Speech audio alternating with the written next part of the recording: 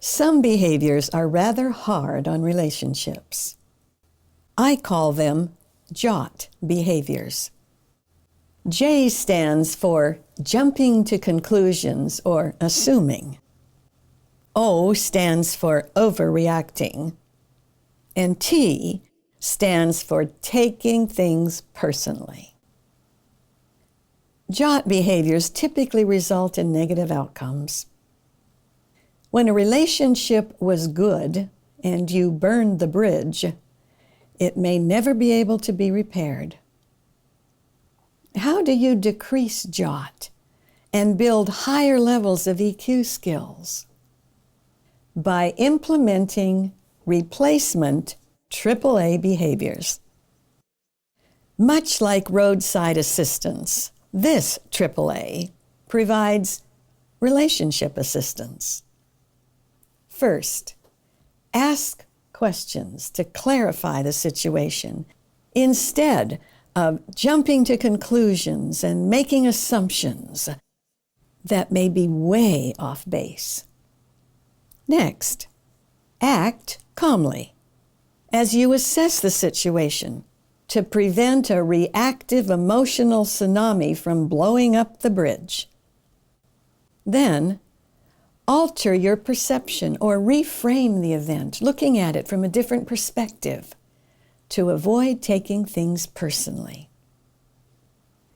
AAA replacement behaviors can reduce JOT behaviors in children, adults, and even in tots. AAA skills are learned, not inherited. Growing up, did you have adult role models who exhibited high EQ skills and exhibited JOT behaviors infrequently? If so, you at least had an opportunity to observe whether or not you chose to build those skills into your lifestyle. But if not, you can start any time. How? By observing your own behaviors, their impact on others, and if the outcomes were negative or positive. Tell your brain that you choose to implement AAA replacement behaviors, and then use willpower to make that happen. Remember that willpower was not designed to stop a bad behavior. It was designed to help you learn a new one. Initially, you may recognize JOT only in retrospect, when you've burned a bridge and ruined a friendship. Next, learn to catch yourself in the middle of a JOT behavior and course correct immediately. Eventually, you learn to catch yourself before you head into a full-blown JOT and decide if you really want to go down that road again or implement AAA now. Life tends to have less conflict and fewer messes to clean up with AAA instead of JOT. It's empowering to know that you have the power to course correct. Be clear that EQ is not an emotion. It's a set of skills to help you manage the 4 core emotions. 1 is joy. The other 3 are protective: anger, fear, and sadness. EQ helps you experience your emotions, get the message they're trying to convey to you, stay upshifted, and exhibit your emotions and feelings in a healthier manner. Bottom line, dump JOT. Embrace AAA. Lower the conflict in your life. Avoid messes. You will be glad you did. And so will everyone who knows and loves you. It matters. Hey, thank you, Dr. Arlene Taylor. So, wow, that was a lot of information. I know just in that short presentation, I picked up on so much. And so I am excited to hear from Dr. Taylor. All right, Dr. Taylor, the floor is yours. I'm in a chair. I'm not on the floor, Anita. Although I should be, because I'm in awe of your technology ability, I'll tell you. So somebody asked me the other day, because I just recorded JOT, AAA, and so on. We're in the middle of a pandemic. Why in the world are you talking about JOT and AAA? And I said, well, precisely for this reason. People who are sheltering in place or quarantined are spending more time with their family members than they may ever have spent in the last 10 years. And guess what? Some are thinking that they don't like each other very much anymore. And divorce filings have actually risen during this pandemic. And I think that's really, really a pity, because everything starts in the brain. And I believe that the panic, the anxiety, the worry, the fear that some people are experiencing is what's downshifting their brain, making them very reactive. And if they did not already have high EQ skills, they find themselves locked in a situation that makes them even more frantic. And that's too bad. This is a wonderful time to get to know each other again. To, yes, set boundaries so you each have some space during the day, but fall in love all over again with your family members. Remind yourself what it was that attracted you to them in the first place. But when we get anxious, we tend to always look at the negative. And that is no way to survive a relationship during a pandemic. Thank you, Dr. Taylor. And one of the questions is, when you were talking about EQ, the four core emotions, joy, anger, fear, sadness, and that these are skills, and how can these skills be implemented in a meaningful way during this time or any time? And what are some of those skills? Well, the first skill is to know how to address anxiety, because you probably already know this, that worldwide anxiety disorders are called the most common mental disorder. And people who are anxious and worried sometimes say, but I don't have a mental disorder. Well, if it's ongoing and you're not managing it, probably it falls into the classification of a mental disorder. Worldwide, every single year, at least 18.2% of the population are involved in anxiety. So what does it look like for the United States? Well, it is also the most common mental disorder in the US. 18% of the population, just barely 2/10 below the world estimate, are involved with anxiety. 40 million adults over the age of 18 are anxious. That's pitiful. And because of this anxiety, the US spends 1/3 of its total mental health bill every year trying to help people overcome anxiety. That's 1/3 of $148 billion, which is a huge chunk of the national product. So I think the place to start is to recognize whether or not you are anxious and worried. And it's important to be really honest. Avoid saying, oh, I'm just a little concerned. I'm only laying awake half the night because I'm concerned. Well, that's not addressing what's happened. How can you get a handle on anxiety? Two ways. Anxiety and gratitude cannot coexist in the brain at the same time. Only one core emotion can be experienced at a time because each emotion is linked with its own neuropeptide, a chemical that has to do with moods. So it's really important to be grateful. Anytime I feel the least bit of anxiety, and I don't feel much, but anytime I feel any at all, I must think of something for which I am grateful. The other day, somebody said to me, but there's nothing I can think of to be grateful. And I said, well, you're alive, aren't you? And the response was, yeah, but that's not a plus in a pandemic. All I could do was laugh. I mean, truly, that's all I could do was laugh.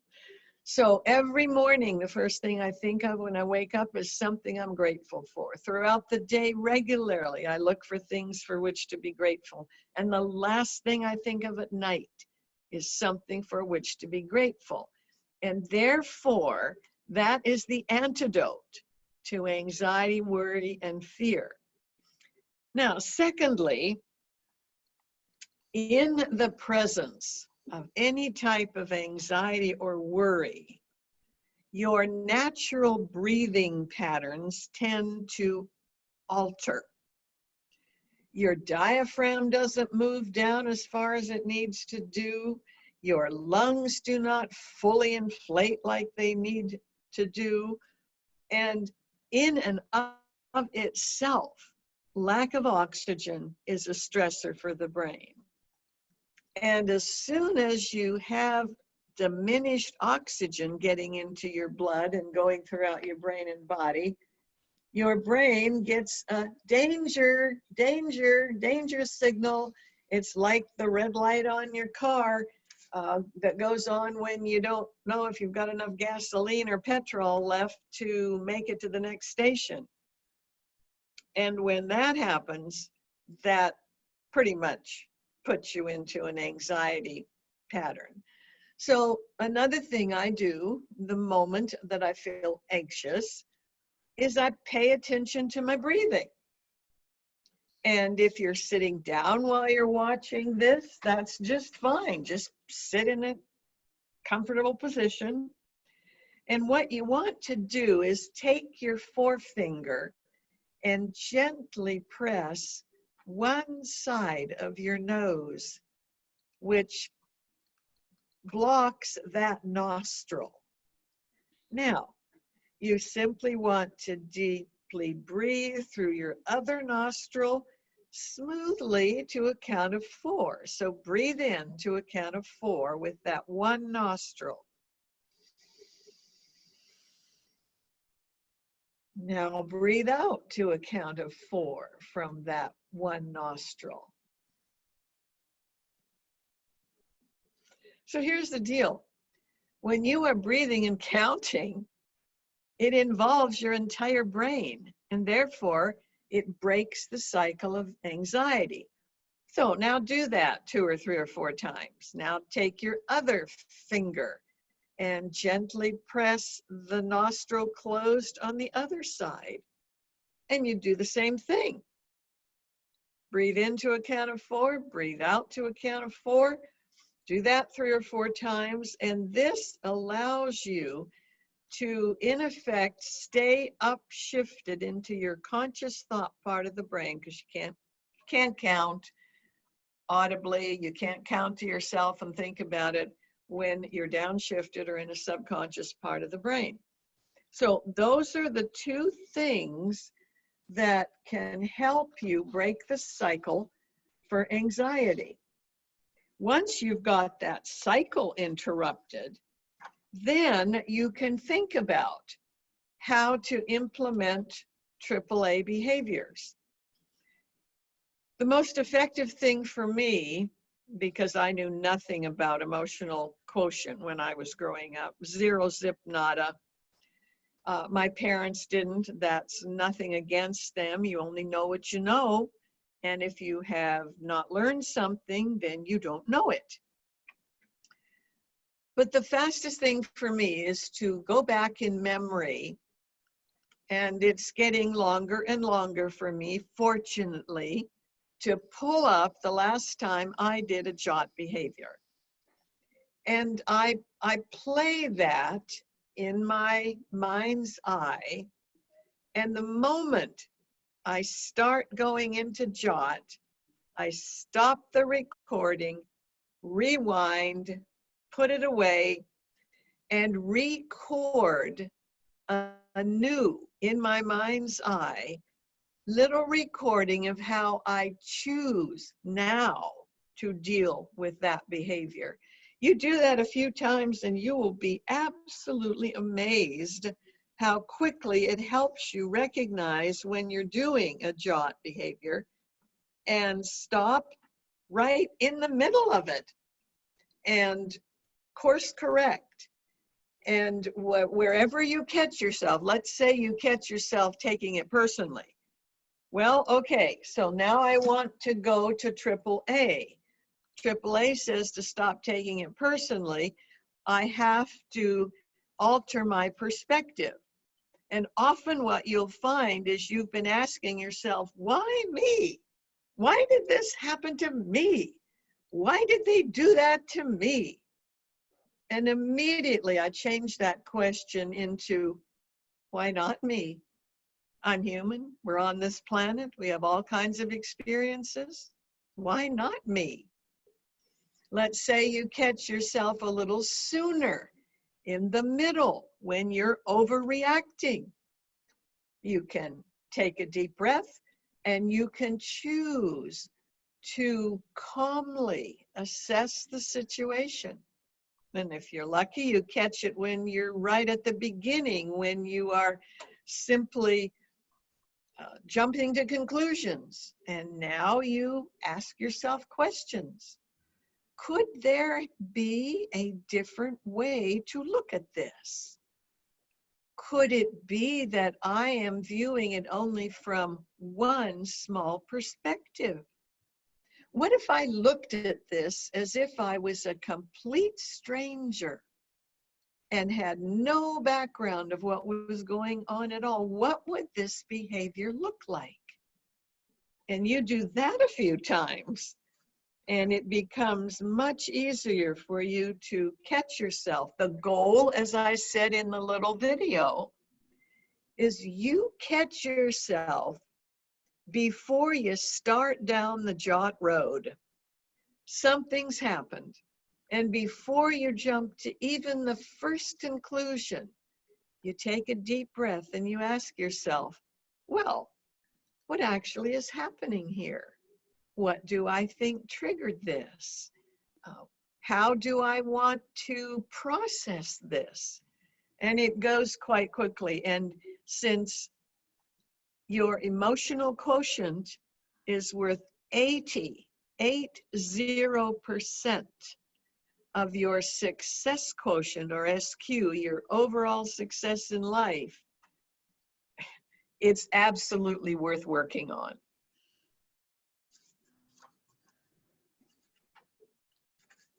Wow, that is so helpful to me. I appreciate that. I'm sure everyone does. That's awesome. I'm taking notes and trying to jot down for everyone just some of the main talking points. And wow, just the breathing technique alone, and it's so very easy helpful. to do. So easy to do. And remember that I'm learning these skills myself. If you'd known me a few years ago, I would not have nearly many of these in my emotional quotient toolbox. So it is ongoing, and every once in a while, I actually still do a JOT behavior.